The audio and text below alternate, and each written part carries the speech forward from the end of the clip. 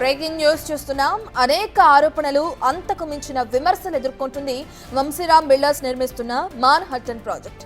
అయితే నానక్రామ్ కుంటలోని FTL పరిధిలో నిర్మాణాలు చేపడుతున్నారని ఇప్పటికే ఫిర్యాదులు అందడంతో హైడ్రా కమిషనర్ ఏవి రంగనాథ్ నేరుగా రంగంలోకి దిగారు. నిర్మాణాలు జరుగుతున్న ప్రాంతాన్ని పరిశీలించారు. ఆయన పరిశీలనలో నానక్రామ్ కుంట చెరువులో వంశీరామ్ బిల్డర్స్ మట్టిని పోసినట్లు కూడా తేలింది.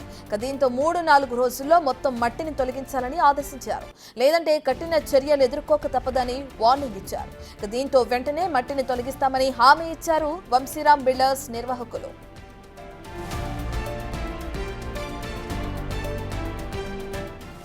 నిజానికి నిర్మాణంపై అనేక ఆరోపణలున్నాయి. అసలు ఇదంతా ప్రభుత్వ భూమే అంటున్నారు ఎమ్మెల్యే అనిరుద్ రెడ్డి.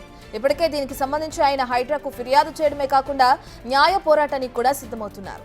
ఇదే సమయంలో హైడ్రా ఈ నిర్మాణంపై ఫోకస్ చేయడంతో ఏం జరుగుతుంది అన్నది ఇంట్రెస్టింగ్ గా మారింది.